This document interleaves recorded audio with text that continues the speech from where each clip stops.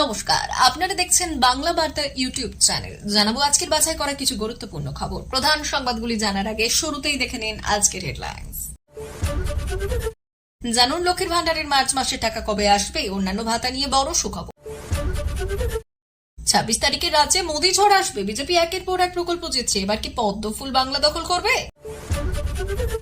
LPG cylinder সুখবর, gas সিলিন্ডারের দাম এক ধাক্কায় কমলো, জেনে নিন নতুন রেট। সপ্তম পে কমিশন গঠনের ঘোষণা কবে, বিরাট সুখবর পাবেন রাজ্য সরকারি কর্মীরা। সুখবর, ডব্লিউবিপিএসসি মাধ্যমে নিয়োগের বিজ্ঞপ্তি প্রকাশ, শুরুতেই বেতন ৫৬,০০০ টাকা। প্রিয় দর্শক, আপনি যদি আমাদের চ্যানেলে নতুন হয়ে থাকেন তাহলে আমাদের চ্যানেলটিকে সাবস্ক্রাইব করে পাশে থাকা বেল আইকনটি ক্লিক করে রাখুন পরবর্তী খবরের আপডেটগুলো সবার প্রথমে পেতে। আসছি বিস্তারিত খবরে। মার্চ মাস তো পড়ে গিয়েছে, লক্ষ্মীর ভান্ডার, বৃদ্ধ ভাতা, বিধবা ভাতা কবে পাবেন? তাহলে এই প্রশ্নের উত্তর নিয়ে হাজিরা আমরা। এই প্রশ্নের উত্তর আজ আপনাদের দেব, তার জন্য প্রতিবেদনটি সম্পূর্ণ দেখুন। লক্ষ্মীর ভান্ডার প্রকল্পের আওতায় যারা ইতিমধ্যেই টাকা পাচ্ছেন তাদের জন্য মার্চ মাসে স্বাভাবিক অর্থ প্রদান করা হবে, অর্থাৎ মার্চেও তারা টাকা পাবেন। তপশিলি জাতি এবং তপশিলি উপজাতির সুবিধাভোগীরা পাবেন ১২০০ টাকা, অন্যান্য অনগ্রসর শ্রেণী এবং সাধারণ শ্রেণীর সুবিধাভোগীরা পাবেন ১০০০ টাকা। এই অর্থ প্রদান ৭ই মার্চ থেকে ১০ই মার্চের মধ্যে সুবিধাভোগীদের ব্যাংক অ্যাকাউন্টে জমা হয়ে যাবে। লক্ষ্মীর ভান্ডারের নতুন আবেদনকারীরা কবে টাকা পাবেন? যারা সম্প্রতি লক্ষ্মীর ভান্ডার প্রকল্পে আবেদন করেছেন এবং সরকারি ক্যাম্পে তাদের ফর্ম জমা দিয়েছেন, তারা এখনো অনুমোদনের অপেক্ষায় রয়েছেন। এই নতুন আবেদনকারীরা মার্চ মাসেই টাকা পাবেন না। তাদের নাম সিস্টেমে প্রবেশ করানো হয়েছে, কিন্তু সরকার এখনো তাদের অনুমোদন দেয়নি। সরকার নতুন শূন্যপদ ঘোষণা করার সময় নতুন আবেদনকারীর অর্থ প্রদান এপ্রিলের মধ্যে শুরু হতে পারে বলে আশা করা হচ্ছে। যারা সম্প্রতি বৃদ্ধ ভাতা, বিধবা ভাতা অথবা প্রতিবন্ধী ভাতার জন্য আবেদন করছেন তাদের অবস্থা লক্ষ্মীর ভান্ডার প্রকল্পের মতোই, আর এই নতুন আবেদনকারীরা মার্চ মাসে অর্থ পাবেন না। যদিও তাদের নাম অনলাইনে নিবন্ধিত, তাদের আবেদনগুলো এখন সরকার পর্যালোচনা করছে।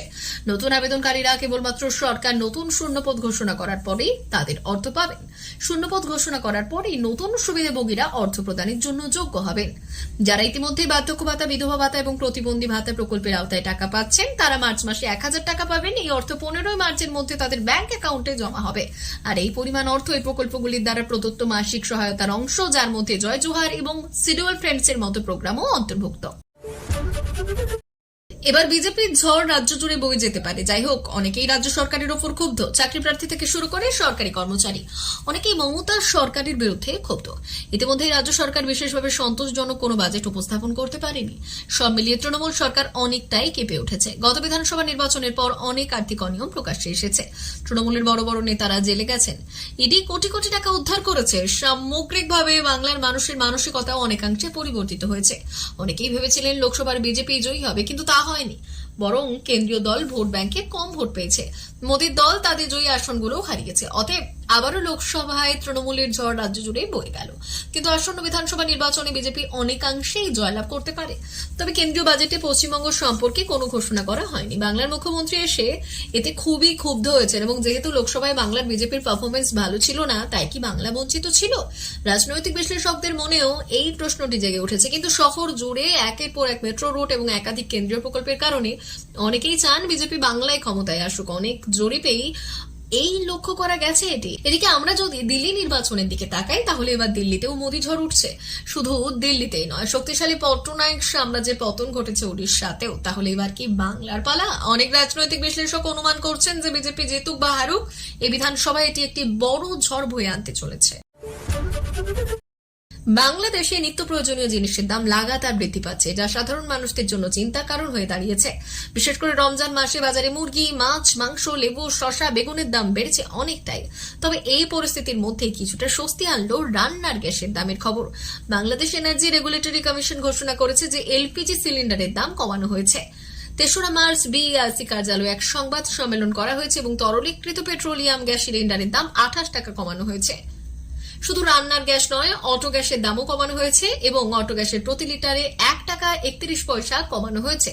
নতুন দাম লিটার প্রতি ৬৭.৭৪ টাকা কমে ৬৬.৪৩ টাকা নির্ধারণ করা হয়েছে। গত বছর ৪ বার এলপিজি এবং অটো গ্যাসের দাম কমানো হয়েছিল, তবে ৭ বার দাম বৃদ্ধি পেয়েছিল। জানুয়ারি, ফেব্রুয়ারি, মার্চ, জুলাই, অগস্ট, সেপ্টেম্বর এবং অক্টোবর মাসে দাম বেড়েছিল। এপ্রিল, মে, জুন এবং নভেম্বর মাসে দাম কমানো হয়েছিল। ডিসেম্বর মাসে অপরিবর্তিত ছিল। আর ২০২৫ সালের জানুয়ারিতে প্রথমে দাম বাড়ানো হলেও পরে কিছুটা কমানো হয়। পশ্চিমবঙ্গের রাজ্য সরকারি কর্মীদের জন্য সপ্তম বেতন কমিশনের ঘোষণা নিয়ে জোর আলোচনা চলছে। কেন্দ্র ইতিমধ্যে অষ্টম বেতন কমিশনের ঘোষণা করেছে, যা 2026 সালে 1 জানুয়ারি থেকে কার্যকর হবে। অথচ পশ্চিমবঙ্গের সরকারি কর্মীরা এখনও ষষ্ঠ বেতন কমিশনের অধীনে রয়েছেন, যা 2015 সালে গঠিত হয়ে 2019 সালে কার্যকর হয়েছিল। সূত্রের খবর অনুযায়ী পুজোর আগেই সপ্তম পে কমিশন গঠনের ঘোষণা আসতে পারে, তবে চূড়ান্ত সিদ্ধান্তের জন্য সেপ্টেম্বর পর্যন্ত অপেক্ষা করতে হবে। কেন্দ্রের অষ্টম পে কমিশন কার্যকর হবে 2026 সালে জানুয়ারি থেকে। রাজ্যে বর্তমানে চালু হচ্ছে ষষ্ঠম বেতন কমিশন এবং ষষ্ঠ বেতন কমিশন গঠিত হয় 2015 সালে। ষষ্ঠ বেতন কমিশন কার্যকর হয় 2019 সালে। রাজ্য সরকারি কর্মীদের বর্তমান মহার্ঘ ভাতা 14%, এপ্রিল থেকে হবে 18%। কেন্দ্রীয় সরকারি কর্মীদের বর্তমান মহার্ঘ ভাতা 53%। রাজ্য কেন্দ্র দিয়ে তফাৎ 39%, এপ্রিল থেকে কমে দাঁড়াবে 35%। রাজ্যের সরকারি কর্মীরা দীর্ঘদিন ধরে সপ্তম পে কমিশনের দাবি জানিয়ে আসছেন। কেন্দ্রীয় সরকারি কর্মীদের তুলনায় রাজ্য সরকারি কর্মচারীরা বেতন এবং মহার্ঘ ভাতাতে অনেকটাই পিছিয়ে। কেন প্রয়োজন সপ্তম বেতন কমিশন? সাধারণত 10 বছর অন্তর কেন্দ্র এবং রাজ্য সরকার নতুন বেতন কমিশন গঠন করে। জিনিসপত্রের দাম বৃদ্ধি, মুদ্রাস্ফীতি নিয়ন্ত্রণ, জীবনযাত্রার খরচ বৃদ্ধি, কর্মীদের ন্যায্য পারিশ্রমিক নিশ্চিত করা। রাজ্যের 12.5 লক্ষ সরকারি এবং কর্মচারী এবং অবসরপ্রাপ্ত কর্মচারী সপ্তম পে কমিশনের ঘোষণায় অপেক্ষায় রয়েছেন। 2015 সালে ষষ্ঠ পে কমিশন ঘোষণা হলেও তা কার্যকর হতে প্রায় 4 বছর লেগেছিল। যদি এবারের বাজেটে সপ্তম পে কমিশনের ঘোষণা হয়, তবে তা কার্যকর হবে 2027-28 পর্যন্ত সময় লাগতে পারে। এর মধ্যে কেন্দ্রীয় সরকারের অষ্টম বেতন কমিশন কার্যকর করে দেবে, ফলে রাজ্যের সরকারি কর্মীরা আরো বঞ্চিত হতে পারে। পশ্চিমবঙ্গের চাকরি প্রার্থীদের জন্য ফের দারুণ নিয়োগের বিজ্ঞপ্তি প্রকাশ করল পশ্চিমবঙ্গ পাবলিক সার্ভিস কমিশনের মাধ্যমে। গত বছরের ডিসেম্বর মাসে পাবলিক সার্ভিস কমিশনের মাধ্যমে বেশ কয়েকটি ইন্ডিকেটিভ নোটিশ জারি করা হয়। অবশেষে তার বাস্তবায়ন করতে সেই সংক্রান্ত একটি পূর্ণ নোটিশ জারি করা হয়। রাজ্যের কর্মচারীদের জন্য এটি একটি দারুণ সুযোগ হতে চলেছে। পশ্চিমবঙ্গের দেশ জেলা থেকে প্রার্থীদের এই নিয়োগের ক্ষেত্রে অংশগ্রহণ করার সুযোগ দেওয়া হবে বলে অবশ্যই উপযুক্ত যোগ্যতা থাকতে হবে। মহিলা পুরুষ সকলেই আবেদনের যোগ্য। আসুন তাহলে এই নিয়োগ সংক্রান্ত আরো বিস্তারিত জেনে নিই। এক্ষেত্রে পাবলিক সার্ভিস কমিশনের কর্তৃক যে বিজ্ঞপ্তি জারি করা হয়েছে, সেই বিজ্ঞপ্তিতে প্রার্থীদের পশ্চিমবঙ্গ সরকারের সমীক্ষা এবং অ্যাকাউন্ট সার্ভিস বিভাগে নিয়োগের জন্য আবেদন চাওয়া হয়েছে। আর যে সমস্ত প্রার্থীরা পাবলিক সার্ভিস কমিশনের এই নিয়োগের ক্ষেত্রে আবেদন জানাতে ইচ্ছুক, তাদের বয়স থাকতে হবে সর্বনিম্ন 18 বছর এবং সর্বাধিক 34 বছর পর্যন্ত। এছাড়াও সরকারি নিয়ম অনুযায়ী সংরক্ষিতরা বয়সের ঊর্ধ্বসীমার ছাড় পেয়ে যাবেন।